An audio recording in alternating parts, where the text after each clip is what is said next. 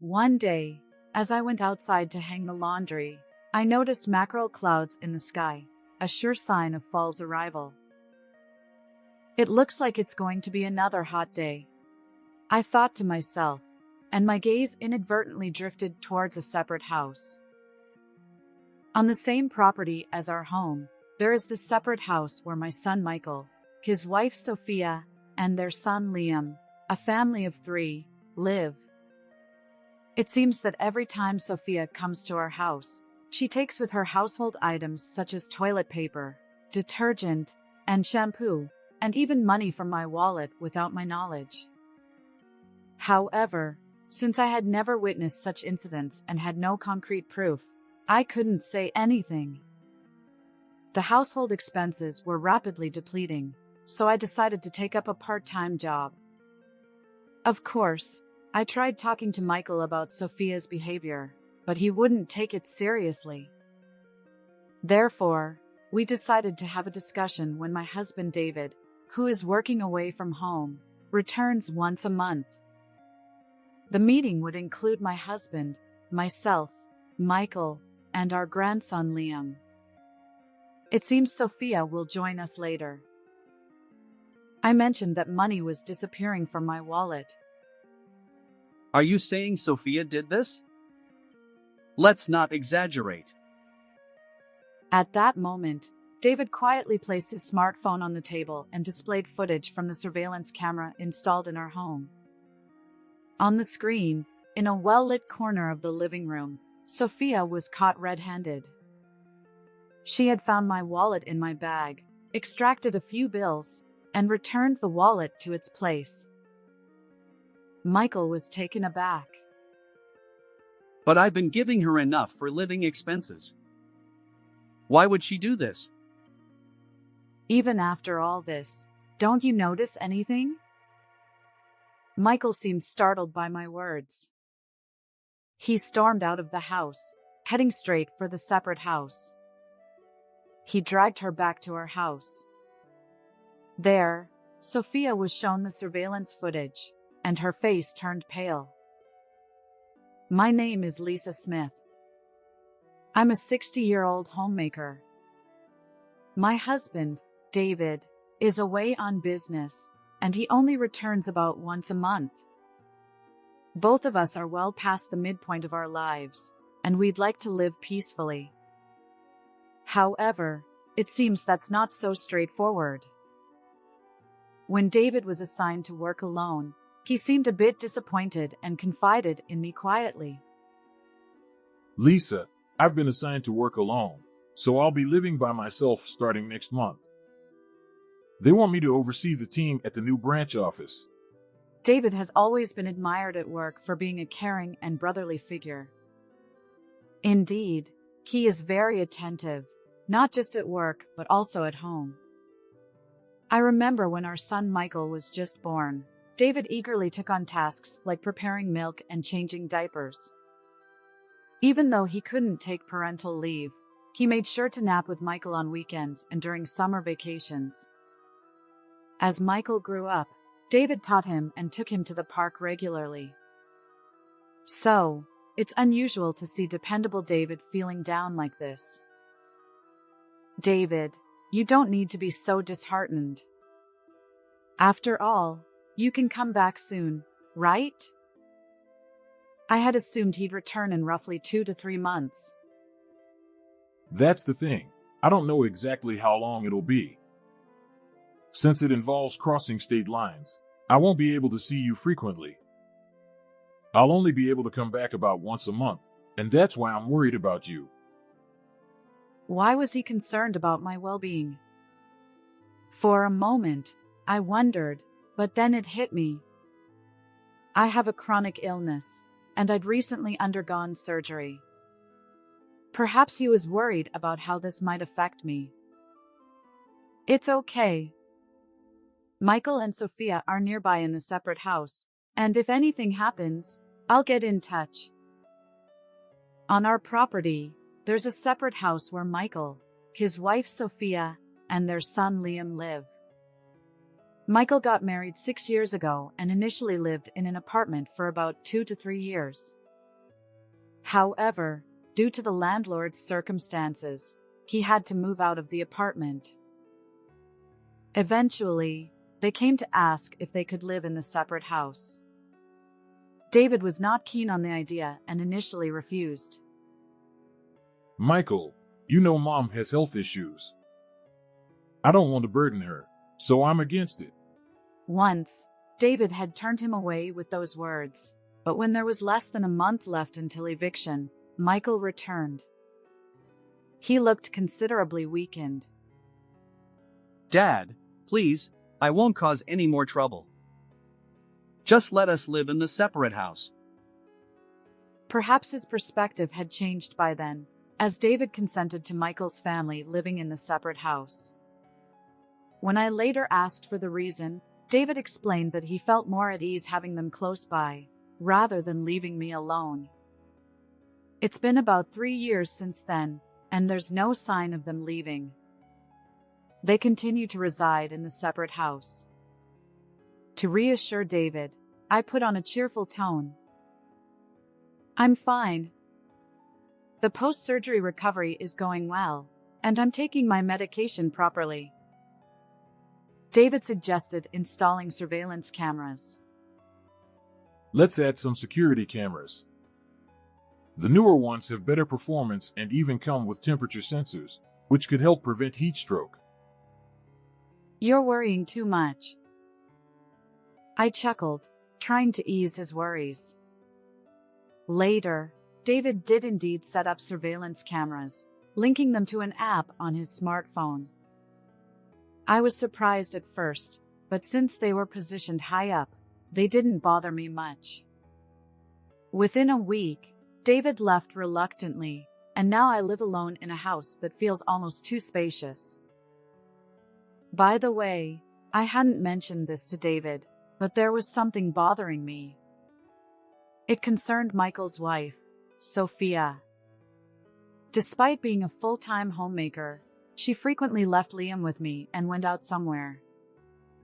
Occasionally meeting up with mom friends for lunch is understandable, but was it really necessary to do so that often? Moreover, when Liam occasionally came to our house with her, she always seemed to take something with her. Lisa, I'm taking some toilet paper with me. At first, it was just that, so I didn't pay much attention. But gradually, it escalated to household items like detergent, shampoo, and body wash. There was even a time when she tried to take some dishes. She did return the dishes, but still, it was odd. Sophia, are you struggling financially to the point where you can't afford basic items? Huh? No, not at all. Well then, why do you feel the need to take things from our home? It's about saving. With Liam around, there'll be additional expenses down the line. I want to start saving now. So, I thought you'd be supportive, and maybe even provide a little extra assistance. She said it nonchalantly, waved her hand flippantly, and went out again. Sophia was always stylish, talked about going to esthetician appointments, and even had her nails done. But was she truly saving money as she claimed? Michael works diligently from early morning until late at night, and there have been no discussions about financial difficulties. Although I'm curious about her intentions, I refrain from meddling in my son's marital affairs. I don't want to be an overbearing mother-in-law. Meanwhile, my wallet has been gradually losing money, and I suspect Sophia might be behind it. However, lacking concrete evidence and unable to catch her in the act, time slips away. One day, as I went outside to hang the laundry, I noticed mackerel clouds in the sky, a sure sign of fall's arrival. It looks like it's going to be another hot day, I thought to myself, and my gaze inadvertently drifted towards a separate house. Curiously, I've never witnessed Sophia behaving suspiciously, even though I still wonder if she's involved. However, various neighbors have shared unfavorable rumors about her. They claim she walks around town dressed as if she's going to a nightclub, or seen walking intimately with a young man, but I'm quite skeptical. Indeed, she is fashionable, but I've only ever seen her in outfits that one would find in fashion magazines, and she doesn't strike me as someone who would have an affair. Even when she's at the separate house, there are times she's just in her pajamas, so I simply can't imagine Sophia gallivanting about. However, the fact that there are people who have actually witnessed her behavior suggests that there might be an unknown side to Sophia that I'm unaware of. Even as I kept an eye out, money continued to disappear from my wallet. As my living expenses dwindled, I decided to start working part-time until I could gather concrete evidence. I told David it was for a change of pace, but he worried quite a bit. Eventually, he agreed under the condition that I wouldn't overexert myself.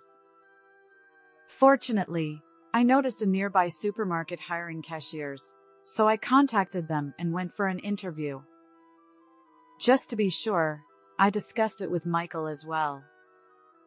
As the day of my first shift approached, I informed Michael, "Michael, listen, I'll be starting a part-time job next week." Why? You just got out of the hospital, and your body is still recovering. It's only about 3 days a week. I'll be fine. But more importantly, it's about Sophia. I decided to take a chance and talk to Michael about Sophia's behavior, thinking he might say something that could lead to some progress. What's wrong with Sophia? Well, lately, she's been taking things from my home, like toilet paper, shampoo, and other everyday items. Could it be that you're having financial difficulties? But Michael was clearly upset. That's not true. I consistently contribute money every month, and Sophia handles the finances. She used to work in accounting, after all. So, she manages our household expenses properly. Well, is that so? But she really is taking things from my home. And about the money. Money? Are you saying Sophia is taking it? Michael looked at me with a puzzled expression. Yes, little by little, money is disappearing from my wallet. She probably thinks she hasn't been caught yet, but this ongoing situation is troubling for me. Could you subtly mention it to her too? Mom, are you losing your mind? Even so, that's impossible. Michael sighed heavily, seemingly unwilling to believe me, and from then on, he wouldn't entertain any further discussion. The next day, I informed Sophia about my decision to start working part-time and explained that it would be difficult for me to continue looking after Liam. This conversation happened just when Sophia had asked if I could take care of Liam for her. Sophia scowled and complained. Huh? Then who will look after Liam? Sophia, let me be clear. Please take care of your own child. Why do you always leave Liam with me and go somewhere? Where are you going? When I asserted myself, Sophia let out a small sigh and glared at me. Fine, fine. I understand. I won't ask anymore. Without answering my question, she pulled Liam's hand and retreated into the separate house. Nervous, I felt a cold sweat on my back. From that day on, only Liam would come over, cheerfully calling, "Grandma, let's play." I welcomed Liam into the house, exasperated by Sophia's predictable absence. Perhaps once I started my part-time job, she would change her ways. With that faint hope, I spent the week. And then came my first day at work. The short shift ran from 10 a.m. to 3 p.m. Having been a homemaker for so long, I felt nervous returning to work. Despite the simple title of cashier, the responsibilities and learning curve were multifaceted. Armed with a notepad and pen, I learned the ropes from a young female cashier. She was in her 20s, far more composed than I was, and efficiently explained everything, from loyalty cards to self-checkout. Her name tag also bore a golden badge that read Customer Service Master, and her demonstration of register procedures was impressive. There were so many things I needed to learn that my mind was spinning. I have to get this down pat, I told myself as I made my way home, finally reaching the gate of my house. As I rummaged through my bag for the house key, I noticed Liam standing in front of my gate. Curious, I approached him cautiously. Unaware that my previous thoughts had vanished, I called out to him, "Liam, what are you doing here?" Startled by his name, Liam looked up. Tears welled in his eyes, and his runny nose accompanied his sobs. Surprised, I quickly retrieved a pocket tissue from my bag and wiped away his tears and mucus. "What's wrong? Did something sad happen?" Liam explained that he had been waiting here all day for me to come out of the house. But since I hadn't emerged, he asked his mother. Grandma isn't here because she went to work. Upon hearing this, Liam felt devastated and had been crying here. He looked up at me with his runny nose and tear-streaked face. Why did Grandma have to leave? Is it because of my job that I can't play with you anymore? I was taken aback by his words. Job? What job are you talking about? Liam handed me a small piece of paper, saying, This? Unfolding it, I read Sophia's handwriting. Liam's job: transfer money from Grandma's wallet to Mom's wallet once a day. The instruction left me wide-eyed. Huh? I stammered, staring alternately at the words and Liam's face. Trembling, I asked, Liam, did Mom tell you to do this? He nonchalantly replied, Yep. Mom said it's my job. I'm supposed to be responsible. Mom gave me this paper. While my face almost twitched with the effort, I managed to invite Liam inside, where he gulped down juice. His innocent enjoyment contrasted sharply with my shock. I couldn't believe that Sophia would involve such a young child in stealing money. Could this really be happening? I had no concrete evidence. When could this have happened? I've been keeping an eye on Liam all along, and it's not easy to lose sight of a 5-year-old. How could he have taken money from my wallet without me noticing? Suddenly, something clicked in my mind. That night, I contacted David and explained the situation. Yeah, I understand. I'm not accusing Liam, but I'll check the surveillance camera footage. David listened attentively without any doubt. 3 days later, he contacted me. Hello, Lisa, I've discovered something serious. What? I was taken aback. It seemed Liam was indeed the culprit, but what shocked me even more was that the surveillance footage captured Sophia instructing Liam on how to take money from my wallet. Indeed, I hadn't told her about the surveillance camera, but even so, to steal someone's money in broad daylight is just outrageous. I am planning to visit you this weekend. This is unacceptable. Let's talk to Michael and Sophia. Yes, that's right, I replied, my heart heavy. But now that I knew the truth, I had to address it properly. Despite spending these days leading up to the weekend in a somber mood, the distraction of my part-time job allowed me to momentarily forget the situation. And so, the weekend arrived. Although the weather forecast had predicted a direct hit from a typhoon, it veered westward, leaving our area with clear skies. However, despite the sunny weather, a storm brewed within our home. David took an earlier train than usual to discuss the matter. His expression showed traces of weariness, yet an unmistakable anger simmered beneath the surface. I sensed that today would be tumultuous. As soon as David returned, he walked toward the separate house and urgently summoned Michael and Sophia. However, only Michael and Liam arrived. Seated across the living room table, David and I faced Michael and Liam. Michael, what's going on with Sophia? Didn't I tell her to come too? Well, she said she'd come later. The heavy atmosphere seemed to trip up Michael's response. As if mocking the tension, the ice cubes in the glass beside him clinked together. I wanted to talk to her too. Actually, I especially wanted to talk to her. But never mind. First, I'll tell you, Sophia has been taking things from this house. Michael looked taken aback.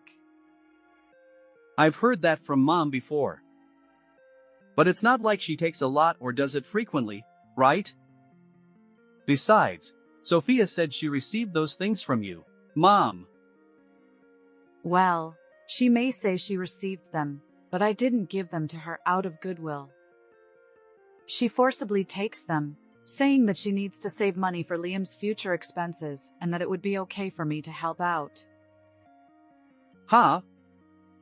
Is Sophia really doing something like that? And about the money disappearing from my wallet. Wait, are you saying Sophia is acting like a thief? Enough with the jokes. At that moment, David pulled out his smartphone and placed it quietly on the table. This isn't a joke. There's evidence of Sophia instructing Liam to take money, and the surveillance footage shows Liam removing money from Lisa's wallet every day. Michael looked stunned. On the screen, in a bright corner of our living room, Sophia rummaged through my bag, found my wallet, and discreetly removed several bills before returning the wallet to my bag. She then showed the money to Liam, crouching down as if teaching him something. Although the conversation was fragmented, it revolved around. Money is like this. Take this much from Grandma's wallet. Liam nodded resolutely, Got it. and Sophia hugged him tightly. Watching this scene unfold, Michael was left speechless, fixated on David's smartphone screen. David explained. This footage is from the surveillance camera I installed due to concerns about Lisa's illness. I never imagined it would be useful in such a way. Besides, there's more. The footage shows Liam taking money from Lisa's wallet. David manipulated his smartphone, displaying another video. Although I couldn't pinpoint when Liam had been taking money, this footage finally revealed the truth. As I stood up to take my medication, Liam swiftly extracted cash from my wallet. The timing coincided with my regular medication schedule, making it easy for even a young child like Liam. What? I trusted her. It's despicable to involve an innocent child in wrongdoing. She should be ashamed. David, who rarely displayed anger, spoke sternly. Michael flinched, and Liam looked visibly distressed. But I provide enough for living expenses. Why would you do this, Liam? Liam hesitated before answering. Mom's job is giving money to a man, so she said it's not enough. A man? Yeah, Mom always puts on makeup and goes somewhere. But I'm not allowed to go. So I stay with Grandma. Michael scrutinized Liam with suspicion. His expression conveyed confusion. Could Sophia be involved in an affair? The room was charged with tension. Even after all I've said, you still don't get it? Michael, startled by my words, bolted out of the house with a furious look, dashed towards the separate house, and before I knew it, He was dragging Sophia back with him. Hey, that hurts. Let go. Sophia protested, while Liam, bewildered by the situation, looked on, his eyes welling up with tears. Sophia, what's going on? Explain. Why would you steal money from Mom's wallet when I provide enough for living expenses?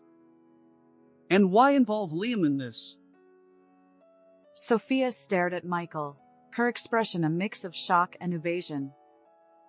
Her eyes seemed to ask how he knew. What are you talking about? Is there any proof that I did such a thing? Although Sophia dismissed the idea of evidence, Michael presented David's smartphone, placing it on the table. This is the evidence. You had Liam do the same, right? The footage shows Liam taking money from Mom's wallet every day. And during the day, where were you, leaving Liam with Mom? Were you having an affair with a man? Sophia's face turned pale as she watched the screen.